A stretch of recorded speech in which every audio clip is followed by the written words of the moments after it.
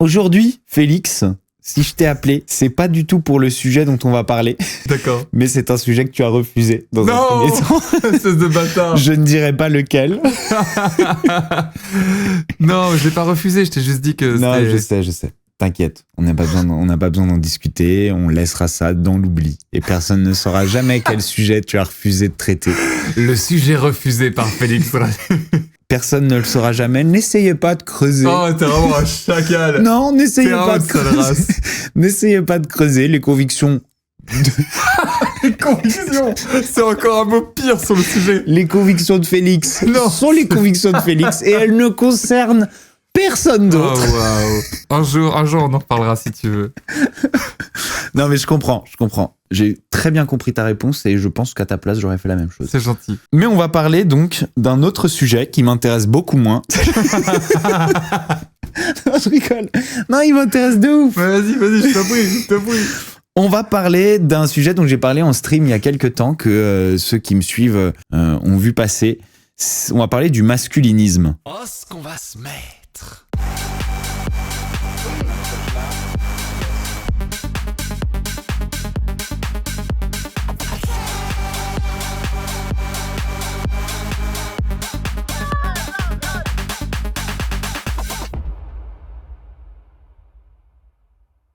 Est-ce que tu as entendu parler de cette tendance dernièrement? On en parle pas mal sur les réseaux sociaux et dans les news. Bah, je connais le mot et sa définition. Après, te dire que je connais à balle, pour moi, c'est genre les gars qui se prennent pour des mâles alpha, quoi, c'est ça? Voilà, les gens qui pensent que l'homme s'est un petit peu démasculinisé, si on peut le dire comme ça, avec les années, avec le féminisme, avec comment dire, la prise d'importance de la place de la femme tout simplement dans la société, de la prise de pouvoir en fait de la femme dans la société. Ces masculinistes se rebellent un petit peu contre ça. On en entend parler même en politique aujourd'hui. C'est-à-dire que c'est quelque chose qui fait partie des revendications un peu de Zemmour. Ah oui. Ah, ça, putain, décidément, il y en a beaucoup des Ouais, il cumule tout. Mais en général de l'extrême droite. Hein. En général de l'extrême droite dans énormément de pays d'Europe. D'accord. Bon, bah alors c'est un vrai sujet de société, quoi. Exactement, c'est un vrai sujet de société, c'est un vrai sujet actuel, puisque si les politiques revendiquent ce genre d'idées, en général, connaissant leur éthique à toute épreuve, c'est qu'il y a un reflet de ça dans la société. Il y a une demande. Qui le pense, ouais, voilà, il y a une demande. Essentiellement des garçons, du coup. Aujourd'hui, la politique, c'est la loi de l'offre et la demande. S'il y a une demande, il y a des gens pour représenter cette demande. Voilà, exactement. De la démagogie au plus haut point. Et c'est vrai que Zemmour en parle dans énormément d'interviews en disant que l'homme s'affaiblit face à la femme, que il a perdu sa masculinité, il a perdu sa domination d'antan. C'est un sujet qui revient énormément. Qu'est-ce que t'en penses, toi? J'allais te demander, toi, qu'est-ce que t'en penses? Ben moi, je pense... Je te laisse partir en premier. Je pense que cette domination de l'homme sur la femme dans énormément de domaines... De secteurs, ouais. Date culturellement d'une époque révolue où la guerre, la chasse étaient les activités reines, tu vois ce que je veux dire, et où du coup la force physique était la chose la plus importante et le rôle de la femme se réduisait à enfanter et à essayer de soigner le confort du chasseur à son retour ou du guerrier à son retour. Quoi. La société a évolué. Bah heureusement, oui. Voilà, la société a évolué et le travail de l'homme est quand même beaucoup moins physique aujourd'hui. Il y a encore des travaux très physiques, mais... Il y en a encore, mais qui sont de plus en plus remplacés par des robots, par des... Tu vois, que ce soit la forge ou... Je veux dire, tout est peu à peu remplacé par des robots et l'humain n'a plus autant besoin de force. Oui. Et même la guerre ne se fait plus avec de la force physique. Oui, ça se fait au mental aujourd'hui. Voilà. Donc, pour moi, c'est une domination qui et non pas révolue à cause du féminisme ou comme de voir la femme comme un groupe opposé, tu vois, et qui petit à petit gagne du terrain. Ça adoucirait. Voilà. Et repousse les frontières de notre pouvoir, mais plus comme une évolution de la société qui fait que, finalement, l'homme et la femme sont de plus en plus, je veux dire, égaux en termes de possibilités et d'opportunités de vie, quoi. Bah ouais. Je pense que ça a toujours existé, des hommes peut-être plus doux et plus sensibles, et puis avec des volontés autres que d'aller se diriger vers la force physique et la brutalité. Je pense qu'on a toujours été... Ouais, mais il fut un temps où il n'y avait pas beaucoup de place pour eux. Il n'y avait pas de place pour ça, mais ils étaient les mêmes. Enfin, tu vois, c'est comme aujourd'hui on dit il y a de plus en plus d'homosexuels. Bah non, en fait, il y a toujours eu le même nombre, seulement avant on se cachait, parce que si on les trouvait, soit on les fumait, soit on les exportait, on les exportait. On les déportait, putain, le mot est terrible. On les déportait. On les exportait, on les vendait à l'étranger. Il y avait une grosse demande dans d'autres pays, alors on les exportait. C'est un sujet grave, arrête. Oui, non. Il y avait une forte demande. Et du coup, ouais, il y a d'autres époques où on les déportait, ouais. Donc, évidemment qu'ils se cachaient. Donc, heureusement, aujourd'hui, la liberté de parole, la liberté de penser, elle s'émancipe de ces codes. Et donc, c'est pas la femme qui avance, c'est l'humanité qui grandit. C'est aussi la femme qui avance, parce que la femme s'est battue bien sûr, pour ses droits, et c'est très bien. Heureusement. Et d'un autre côté, bien sûr, les hommes ont résisté en quelque sorte, parce que à partir du moment où il y a une modification du pouvoir, celui qui a le pouvoir a du mal à le donner. Du coup, il y a une résistance. Oui, alors certainement de cette part-là pour certaines personnes, et puis pour d'autres, il y a aussi le fait de devoir remettre en question des choses qu'on a acquises naturellement, quoi. Ouais. C'est pas même pas le rendre conscientement, mais c'est devoir toi te réinterroger et changer des fondements de ta personnalité, des fondements de ce que tu considères comme la réalité. Et ça, c'est très difficile et ça demande un gros effort, quoi. Et même pour nous, pour moi, j'estime être quand même, tu vois, quelqu'un de plutôt contemporain. J'ai grandi avec mes 2 petites sœurs et tout, et pourtant... Mais en même temps, un énorme chasseur guerrier. Moi, hélas, j'aurais adoré, mais non. Et même moi, tu vois, genre, parfois, j'ai des comportements, des réactions où je me dis, mais en fait, putain, mais d'où ça vient? Et il faut réinterroger les bases. Putain sur mon podcast. Ouais, bien sûr. Merci. Purée. Nom de Dieu. Bon Dieu. Invitez des poètes sur vos podcasts. Vous allez pas le regretter. Non, regarde mes cheveux. Ils diront full gros mots. Non, j'arrêterai de dire putain. Je dirai plus jamais. Plus jamais. Je suis un poète, motherfucker. Motherfucker, qu'on peut traduire donc en français par niqueur de mer. Non. C'est parce que je parle mal anglais, je voulais dire pot-au-feu. Ah, d'accord, ok. Pot-au-fire. A pot-au-fire, c'est la nouvelle insulte. Pot-au-fire. Oui, pardon, je t'ai interrompu en plus mais pour voilà, dire des du coup, bêtises. c'est vrai qu'il faut pouvoir... Non seulement, il y a des gens qui ont du mal à rendre un pouvoir qu'ils ont toujours eu, et puis certainement qu'il y a des gens qui ont grandi dedans, et c'est compliqué quand tu dois réinterroger les bases, les fondements de qui tu es, quoi. Donc ça va demander beaucoup de temps, mais alors là, c'est encore autre chose, les masculinistes, parce que là, on parle de quelque chose qui essaie de se déconstruire. Les masculinistes, c'est même pas ça. Ils voient comme un agresseur, comme une agression, le fait qu'il y ait une sorte d'acceptation de la sensibilité dans l'esprit masculin. Ils voient ça aussi. C'est ça aussi. C'est plusieurs choses, hein. C'est un sujet très vaste. Oui, j'imagine. Mais c'est vrai que ça en fait partie aussi. D'accord. C'est-à-dire, l'homme ne doit pas montrer sa sensibilité. Ouais. De la même manière que, à l'époque des chasseurs guerriers, montrer sa sensibilité était synonyme de faiblesse. Oui, mais comme tu disais tout à l'heure, c'est parce que ça c'était sur des rapports de force physique, quoi. Exactement. Les guerres se jouaient aux muscles, donc plus tu montrais des fragilités psychologiques, plus t'étais vaincu, quoi. Mais aujourd'hui, c'est plus le cas. Voilà, c'est pour ça que je pense que c'est des considérations qui sont complètement déplacées. Bah oui. Mais pourquoi il y a une demande? Tu vois ce que je veux dire? Pourquoi il y a... Si les gens qui répondent à ça, que ce soit des créateurs de contenu, que ce soit des politiques, que ce soit... Moi, c'est plus ça qui m'intéresse, c'est pourquoi il y a une demande de la part de la population, des masses.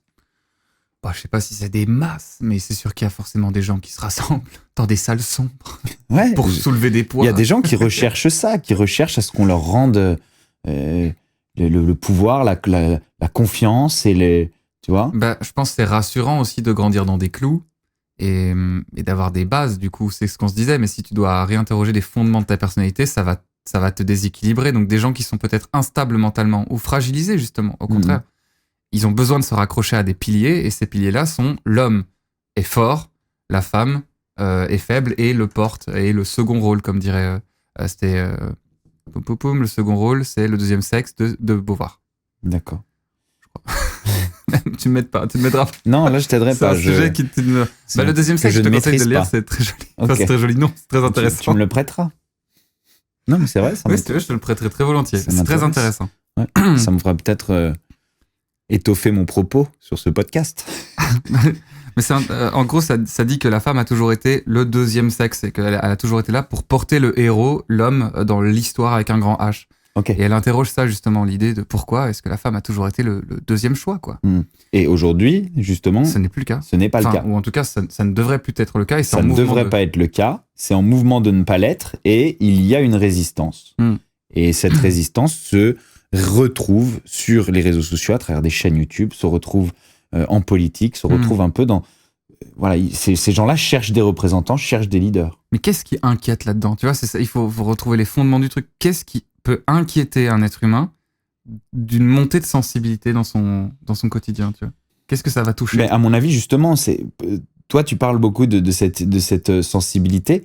Moi, je pense que le problème n'est pas cette sensibilité. Je pense que le problème est une histoire de pouvoir. C'est-à-dire, c'est les mêmes interrogations qu'on va avoir dans... En fait, là où je trouve mon explication pour ça, c'est que c'est l'extrême droite qui est toujours représentante de ce genre de choses. Et en fait, l'extrême droite va être tout le temps représentante de la défense de son pouvoir, tu vois, d'une certaine manière, sur la différence. C'est-à-dire sur la femme pour les hommes, sur les différences d'origine, sur les différences de religion, tu vois. Et en fait, repousser la progression de je veux dire, la différence et l'égalité, quoi. Et du coup, pour moi, c'est plus une question de pouvoir qu'une question de sensibilité, qu'une question de confiance en soi, qu'une question de domination, tu vois ce que je veux dire? Oui, je vois. C'est plus une question de vouloir garder le pouvoir. Garder le pouvoir. C'est intéressant, mais donc pour eux, le pouvoir, c'est la force physique. Enfin, pour eux, le pouvoir, c'est la domination. C'est ça. Parce qu'il y a différentes formes de pouvoir. Pour eux, le pouvoir, c'est la domination sur l'autre. Ouais. La supériorité sur l'autre. C'est ça, la supériorité. Voilà, la supériorité sur la différence.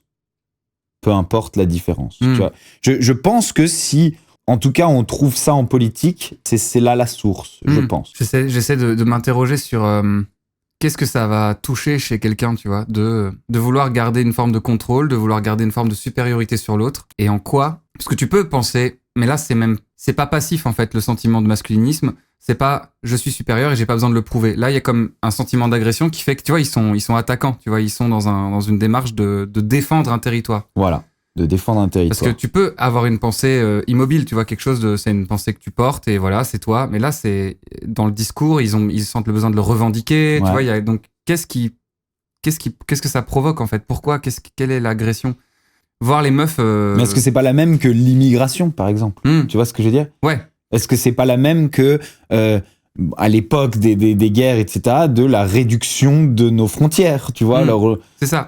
Ils sentent que leur territoire se réduit. Voilà, je pense que tout ça, c'est une question très animale, en fait, finalement, territoriale. Ouais. Bah, moi, je vois ça vraiment comme les gamins en colère qui frappent leur console, quoi. Enfin, il y a un truc de...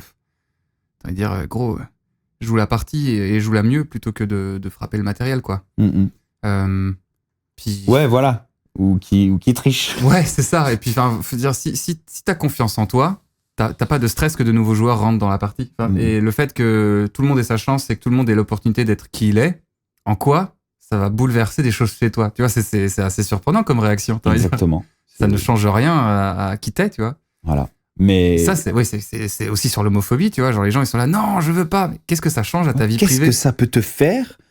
Que des gens s'aiment. Ouais, que des gens s'aiment. Entre eux. Ouais. Ça n'empiète absolument pas sur... Mais oui. C'est ça qui est surprenant. sur ta liberté. Mais c'est ça que je comprends pas, c'est qu'est-ce que ça va provoquer chez toi de personnel alors que ça ne t'implique pas.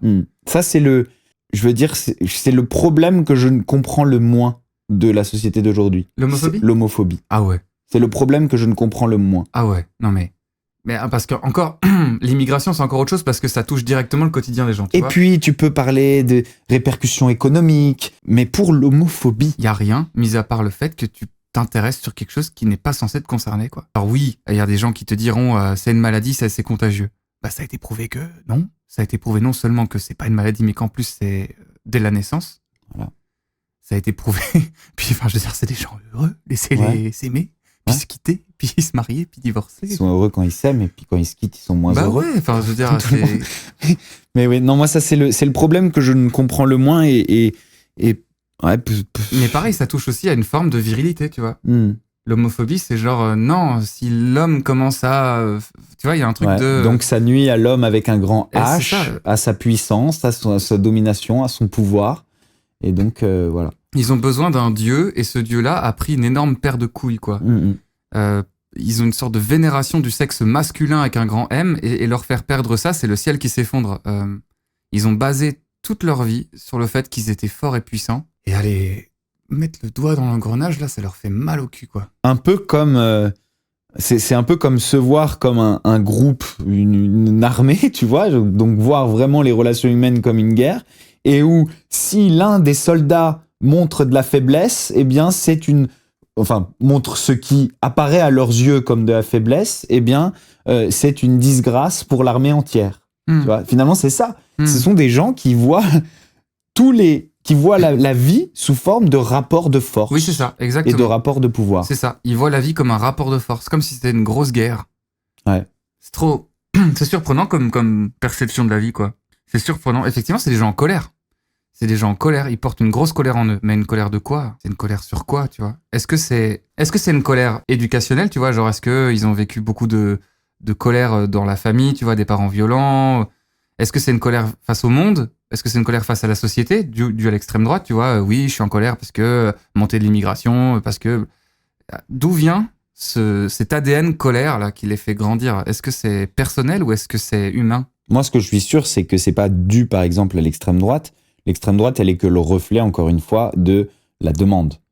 Tu vois. Je pense pas qu'elle est porteuse. L'extrême droite monte.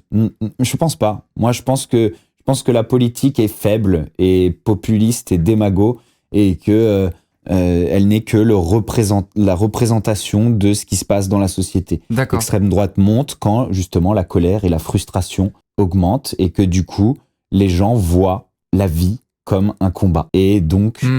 un rapport de force constant. Mais là où je trouve ça vicieux, tu vois, c'est que l'extrême droite, je l'ai vu s'inscrire sur TikTok, par exemple, et aller reposter des vidéos de Jean-Marie Le Pen, et j'ai vu des gamins faire « Ah mais putain, c'était pas si terrible en fait, Jean-Marie Le Pen ». Donc moi je pense que non seulement c'est reflet, mais en plus c'est pernicieux, quoi. Ça va essayer de convaincre à la source. Ah mais c'est sûr. Après, ça va utiliser cette demande pour convertir, communiquer et la démultiplier. Et ça a été une des volontés de Marine Le Pen, c'était de dédiaboliser le FN. Et donc, il y avait une volonté active de se rendre gentil, de se rendre sexy, un peu comme les marques, tu vois, avec des sourires sur les boîtes. Et c'est dangereux parce que les idées changent pas. C'est juste la manière de les donner, quoi. Et les programmes sont les mêmes, mais personne les lit. Donc, les gens votent plus au discours. Du coup, que des gamins et que des garçons soient suffisamment en colère pour baser toute leur existence sur le fait que ce sont des bonhommes. Mais moi, enfin, je peux comprendre, parce que quand t'es gamin, effectivement, même en cours de récréation, il y a un rapport de force dans les cours de récréation, tu vois. Et on revient sur le thème que j'ai refusé, mais il y a un rapport de force. C'est le plus fort, le plus stylé, le plus cool qui domine. Ouais. Donc je peux comprendre que la base, quand t'es enfant, c'est un peu ça qui domine. Mais en grandissant, finalement, l'enfant, est-ce que, tu vois, beaucoup de gens, d'ailleurs les masculinistes, vont prendre ça comme exemple en disant, regardez, les enfants, ils se retrouvent dans la cour de récréation et il y a un rapport de force. Ouais. Donc, c'est la société qui vient enlever au garçon sa masculinité parce que finalement, il veut plus rentrer dans le rapport de force quand il grandit. Et moi, je pense que les gamins, ils sont que le reflet de leurs parents. Tu vois, il y a peut-être un côté animal dans l'humain qui fait qu'à la base, effectivement, tout est rapport de force. Pareil, dans les forêts, tu vois, les arbres... c'est pas parce que c'est un côté animal et que c'est naturel que c'est bien. Bien sûr, mais c'est toute la question. Je veux dire, justement, on est des humains parce qu'on est différents de l'animal et il faut chérir cette différence. Il faut s'élever et c'est c'est toute la nature humaine. C'est pas parce que quelque chose c'est la base qu'il faut rester à la base. Après, là, je t'amène sur un autre sujet qui mène aussi à controverse, mais le végétarisme, par exemple, il y a beaucoup de gens qui disent, en fait, les animaux ils mangent de la viande, donc c'est naturel. Oui. Ouais. Mais la question qu'on doit se poser, c'est est-ce qu'on est capable d'éviter une souffrance animale quelconque et est-ce qu'on est obligé de la faire? Ou de nuire à notre planète. Ben oui, tu vois, il y a des questions bêtes. Et en tant qu'humain, on est capable intellectuellement de faire écoute, là, on peut s'en passer, alors Voilà. passons-nous-en. Et c'est puis, vrai si qu'un à un moment, animal, on n'est retourne, peut-être pas capable et nous, on en est capable. Oui. Donc, Et il c'est ne faut pas humain. renier cette capacité. Oui. Sous Et prétexte que ce n'est pas naturel. Oui, oui, et puis naturel, ça veut rien dire parce que tout est naturel. Enfin, qu'est-ce que ça veut dire naturel? Ça veut dire que c'est le hasard qui l'a fait à notre place. Ben Enfin, non. parce que tout ce qu'on trouve dans la nature est naturel par définition. Donc tout ce qu'on fait avec ce qui est naturel devrait être naturel. Donc même la chimie, quelque part, c'est naturel. Exactement. C'est Même l'artificiel est finalement naturel. Parce que par exemple, le soleil, c'est une énorme usine nucléaire, en fait. C'est une énorme usine nucléaire. Donc pourquoi est-ce que le soleil serait naturel alors que celle on a créée, l'usine nucléaire, elle est pas naturelle? Tout est naturel, il y a des choses Surtout naturelles qu'elle a été dangereuses. créée par un animal. Le soleil? Mais non, l'usine nucléaire. Oui. Elle a été créée par un animal. Oui, exactement. Je veux dire, pourquoi, un animal avec des yep, voilà, mais... pourquoi le nid de la pie, Oui, il est naturel et pas notre usine nucléaire? Mais en fait, ça devient non naturel dès lors que les gens ne comprennent plus. Voilà. Dès lors qu'ils comprennent plus comment on y arrivait, Comment on c'est l'a plus fait. naturel. Ouais, ça Parce allait qu'ils ont bien peur. avec le nid de la pie parce que c'est un tas de bâtons. C'est ça, parce que faire un gâteau, c'est prendre des œufs, les casser dans de la farine, Voilà. c'est naturel. Par contre, si tu fais la même chose mais au microscope, alors là, c'est plus naturel, c'est de la chimie. En fait, c'est dès lors que tu comprends plus ce que tu fais. En fait, elle est là la limite. Bien Ouais, vu. la limite, elle est c'est Dieu en fait. C'est Dieu la limite. C'est quand tu vas toucher à des choses qui sont de l'ordre pour les gens du mystique parce qu'ils comprennent plus. Ouais. Et d'ailleurs, il y avait une phrase que je trouvais jolie, c'était agrandir le savoir des hommes, c'est rétrécir le territoire de Dieu. Il y a quelque chose où plus tu apprends et tu connais, moins il y a de mysticisme et de croyances, plus parce que tu es dans le concret, tu sais très bien que tu as juste bougé un bail. Et donc, du coup, on est là dans un rapport de force avec Dieu carrément. Ouais, c'est beau, hein. Tu vois? On est dans un rapport de force. On y revient. Vas-y, Ouais. espèce de petite... Allez, on essaye de repousser constamment le territoire de Dieu. On est encore territoriaux, même avec Dieu. Ouais. Et ça aussi, c'est un autre sujet. Il y a plein de gens qui sont en colère de ça, qui disent faut arrêter de se jouer, de se prendre pour Dieu, faut rester à notre place, faut arrêter de vouloir aller plus loin dans l'espace, aller plus loin dans le sol, il faut arrêter de vouloir faire des trucs de plus en plus complexes. Il y a une course, mais puis il y a encore un autre truc avec le progressisme, tu vois, les gens qui disent c'est bon, on sait ce que c'est le progrès, la 4G, on n'en a pas besoin. La 5G, on n'en a pas besoin. Enfin, tu sais, il faut pouvoir s'interroger sur quel combat faut-il mener et lesquels sont utiles à l'humanité, quoi. Ouais.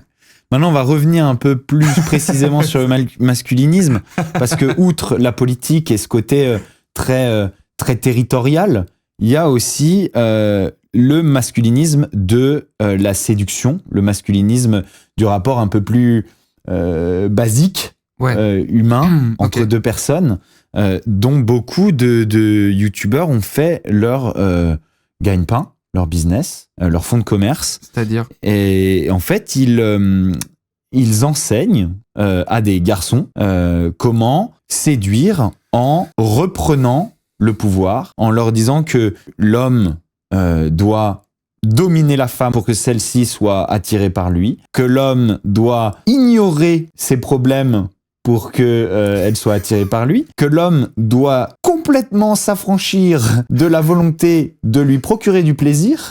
Oui, ça c'est bien pour sûr. qu'elle soit attirée par lui. Comment est-ce qu'on a fait pour ne pas y penser avant ? Voilà. Et encore une fois, on revient vachement en arrière. Cette question du plaisir féminin, par exemple, n'existait pas. Et dans la séduction, pareil, créer un peu un genre de... Tu sais, dès le départ, créer un genre de dépendance affective et de supériorité et de relations toxiques, malsaines. Ouais, bah c'est presque un aveu de... Pour plaire. C'est presque un aveu d'incompétence, quoi. C'est genre, je vais pas réussir à faire une relation saine, alors je vais directement faire une relation malsaine, et comme ça, je vais la garder, quoi. Exactement. C'est totalement un aveu d'incompétence. Ouais. Et c'est un aveu de faiblesse, quoi. Et ces gars-là trouvent énormément d'adeptes. Je pense à Léo des Philogine, je crois. Philogine, c'est sa chaîne YouTube. C'est un psychologue. Hein. Et qui va aller... aujourd'hui, ça veut dire tout et n'importe quoi, un psychologue. Mais je pense qu'il a ouvert son Kinder Surprise et il a fait « Putain, je suis psychologue !» Mais il s'est dit qu'il allait utiliser des principes de psychologie assez simples pour apprendre à un mec à rendre une meuf dépendante affective. Oh, putain, l'humanité va pas bien, quoi. Ouais, je trouve... se taper la tête dans un mur. Mais c'est aussi des choses que finalement... indirectement des mecs comme Zemmour soutiennent. Tu vois ce que je veux dire? Ouais, je connais pas bien Zemmour. Après, tu vois, il y a suffisamment de preuves à toi, moi. On est des preuves de quoi, nous? On est des preuves que genre... Enfin, après, peut-être que les gens te connaissent pas dans l'intimité, et puis moi non plus, évidemment, mais je veux dire, on n'est pas des connards. Et ça fonctionne très bien. Enfin, j'ai toujours été... Enfin, toujours très heureux, non. Mais j'ai eu plein d'histoires. Et ça a été... Enfin, j'ai toujours eu des copines cool, très jolies. Enfin, je veux dire, très mignonnes, adorables. Enfin, comment formuler? Je veux dire, il n'y a pas besoin d'être un fumier pour pouvoir séduire. D'ailleurs, qu'est-ce que ça veut dire séduire? Ça veut dire que si tu dois séduire, ça veut dire que la personne en face, elle n'a même pas déjà d'intérêt pour toi. Donc, encore une fois, c'est un rapport de force. T'es quelqu'un qui est pas d'accord et t'es là, je vais te séduire de manière agressive et méchante. En fait, c'est un enfant de 12 ans qui t'apprend à draguer, quoi. Tu l'insultes, tu la pousses et tu lui tires les cheveux. Ouais, mec. Merci, hein, bravo tes 12 ans de psychologue, putain. Si c'est ce genre de théorie gagne des adeptes, c'est qu'il y a une forme de succès dedans. Tu vois ce que je veux dire? Une forme de désespoir. Hein. Ouais, mais il y a un résultat aussi, sinon. Tu penses? Bah, si ça marche pas dans une certaine mesure, et je pense que ça marche dans une mesure qui est minable, c'est-à-dire qu'on est sur la création de la dépendance affective. Oui, c'est ça. En fait, on forme des pervers narcissiques. Exactement. Voilà. Il y a plein de C'est gens, l'école du PN. il y a plein de gens, mecs comme meufs, qui grandissent avec des blessures et des trous dans le ventre, tu vois, dû à des parents violents, dû à des enfances difficiles, qui en fait se raccrochent se hooked sur des gars comme ça, tu vois, qui créent de la dépendance affective. Et du coup, ça comble un vide. Et ils sont là, comme des guédros, quoi. Comme des guédros. Je pense que plus que plein, c'est tous, en fait. On est tous un Finalement, peu comme ça, mais... tout le monde a vécu dans un degré plus ou moins important des choses traumatisantes. C'est là où tu dois pouvoir, toi, choisir, non pas la personne qui drague, mais la personne qui se fait guédra. Tu dois pouvoir choisir entre soit te faire hooked dans une cicatrice que t'as, soit te rencontrer quelqu'un qui va t'aider à la faire cicatriser. Et ça demande plus de temps. Parfois, ça fera peut-être un peu plus mal. Mais c'est plus sain et c'est plus constructif et puis tu vas t'agrandir, quoi. Pour moi, l'amour, ça doit porter, ça doit pas juste aller trifouiller. Enfin, c'est naze. Effectivement, comme tu dis, c'est créer des armées de pervers narcissiques qui, en plus, ne seront même pas conscients que c'est le cas, parce que c'est souvent le cas avec les gens dangereux et les gens violents, c'est que eux-mêmes se rendent même pas compte à quel point ils sont dangereux et violents. Il y a personne de plus violent que quelqu'un qui sait pas qu'il l'est, quoi. Et il y en a quelques-uns qui s'en sont rendus compte et qui ont témoigné. Ah ouais. Tu vois, ils se sont rendus compte de l'évolution et de la direction qu'ils avaient prise dans leur rapport humain. Et ils ont témoigné et il y en a certains qui l'expliquent très bien. Ils ont réussi à prendre le recul et à revenir. C'est des sectes, quoi. C'est ça, c'est un peu une sorte de secte. T'as un gourou. Et ils parlent même jusqu'à, tu sais, ne pas procurer de plaisir pour rester attrayant. Si tu te soucies du plaisir de ta copine et que tu lui montres que tu t'en soucies, eh bien, tu es trop tourné vers elle et pas assez tourné vers toi et du coup, tu manques de confiance en toi. Enfin. Ouais, mais je vois très bien. Mais du coup, en fait, si tu retournes le problème et que tu te dis, si ta meuf adopte le même comportement que toi, à quoi ressemble la relation, tu vois. Pour moi, c'est comme ça que je sais si je suis dans le juste ou pas. C'est que je me dis, en fait, là, est-ce que si ma meuf se comportait comme moi, je serais heureux? Parce que tu te vois comme son égal et non pas comme une relation animale. Ouais, mais je veux dire... Où la femelle... il parle d'ailleurs de femelle. Il parle... on est dans ces excès-là. Il parle de femelle et d'hyper-femelle. Les hyper-femelles sont les femmes qui vont attirer tout homme, quoi. Tu vois. Ah oui, donc c'est des filles jolies, quoi. C'est des filles jolies, mais qui en plus... j'ai regardé ça en diagonale, hein, j'ai survolé... T'as pas bien révisé ton sujet. Non, mais j'ai survolé son truc parce que j'étais dépité à la fin de ce visionnage. Je pense que n'importe quel être humain sensé est un peu dépité. Hein. J'étais dépité, et puis j'étais dépité de voir à quel point les commentaires et les likes étaient démesurés par rapport à... Après, il y a peut-être des gens qui prennent ça pour la blague. Je sais pas. Mais... En tout cas, ils vendent des formations. Mais du coup, tu vois, même sans considérer la personne en face de toi comme ton égal, si tu te dis, si tu t'abaisses au plaisir de ta meuf, du coup, tu vas perdre en séduction. Mais elle, si elle s'abaisse à ton plaisir, est-ce qu'elle perd en séduction? Enfin, tu sais, il y a un truc de, bah non. Du coup, pourquoi est-ce que ce serait le cas pour elle et pas pour toi? Enfin, il y a un truc qui est déséquilibré. Enfin, il y a un truc qui est faux, quoi. Alors, c'est sûr que si t'es brain, si t'es dans ta secte, hein, c'est presque une secte, tu t'interroges plus sur ça, mais il suffit vraiment de prendre 2 secondes de recul et de te dire, en fait, tout ça est complètement bancal, quoi, comme théorie. En quoi t'as baissé? C'est horrible comme mot. T'as baissé au plaisir de l'autre. Voilà, ça t'as baissé au plaisir de l'autre, c'est ça. C'est ça. Et donc, si tu t'abaisses au plaisir de l'autre, donc tu t'abaisses, donc tu es moins attirant pour l'autre. Ouais. C'est ça, c'est sa théorie. Sa théorie est basée là-dessus. On a encore du travail à faire, hein, les gars.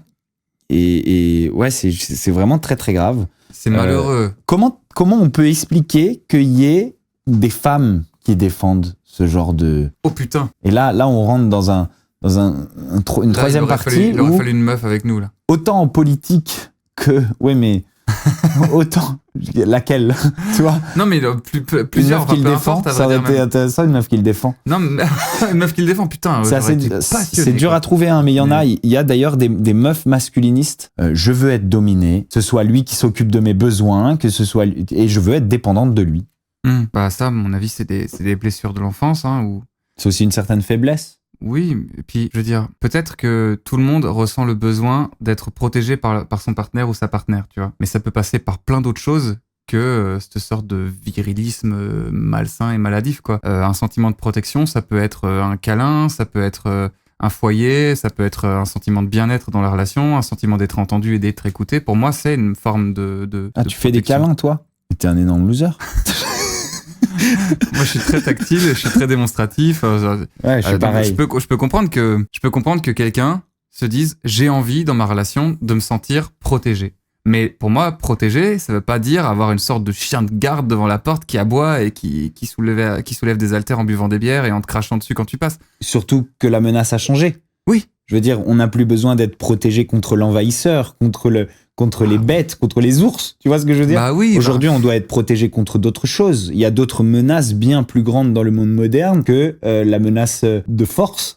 Oui, puis la plus grande menace peut-être, c'est nous-mêmes. De temps en temps, c'est même l'obscurantisme de notre quotidien. Donc d'avoir quelqu'un qui te tire vers le haut et qui t'amène à être la meilleure version de toi-même, bah pour moi, c'est la meilleure des protections. Mais après là, on arrive dans des trucs un peu plus... C'est surprenant que des meufs arrivent à soutenir le fait qu'elles veulent être femmes au foyer, tu vois, genre qu'elles veulent avoir un gars violent, un vrai bonhomme, quoi. Ça comble quoi encore, tu vois? Qu'est-ce que c'est que cette histoire? Ouais, mais tu le sais. Tu le découvres pas là dans mon podcast. Bah, je le sais, oui et non, tu vois, genre je me doute que ça existe, mais je t'avoue que j'en ai jamais vraiment rencontré. J'ai déjà rencontré des meufs qui étaient un peu plus branchées. Oui, moi, je veux un gros nounours, machin, mais... des meufs qui m'ont dit textuellement devant moi ou que j'ai vu sur les réseaux qui disaient pour moi un vrai bonhomme. Ah bah moi je suis curieux, quoi. On ne doit pas traîner dans le même milieu.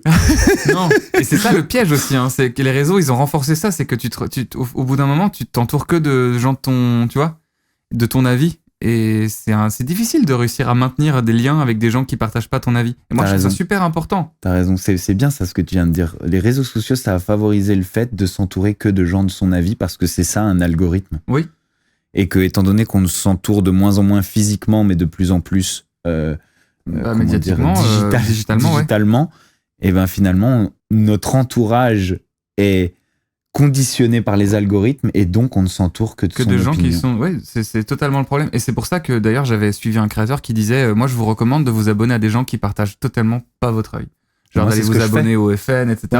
C'est pas pour les soutenir, mais c'est juste pour garder une sorte de de pluri avis. Et c'est ultra important parce que sinon effectivement, et même les pubs elles sont dirigées vers nous, quoi. Il y a un truc où tes potes, les pubs, c'est tout se dessine sur toi, quoi. Et ça favorise énormément le développement de ce genre de secte de pensée, la fin de la prise de recul, la fin de la remise en question. C'est sûr que si quelqu'un arrive à rentrer dans le petit trou de serrure de ta tête et que derrière tout ton Instagram il commence à t'envoyer que des vidéos de mecs qui disent les mecs c'est ça, les mecs c'est ça, en t'accrochant par le crochet de la blessure, une expérience négative de ta vie, une blessure, et tu rentres dans un... Voilà. Et après, à la différence de avant les réseaux sociaux, tu ne t'entoures plus que de la spirale de négativité dans laquelle t'es. C'est pour ça, le système des sectes, c'était d'isoler la personne et de la maintenir dans un cocon de pensée. Et en fait, les réseaux, ils font ça. L'algorithme, ils t'isolent parce qu'ils t'embarquent dans un univers qui ressemble à ton image. Et c'est un peu comme quand t'es dans un lit d'hôpital, tu sais, qui prend pile poil la forme de ton cul et tout.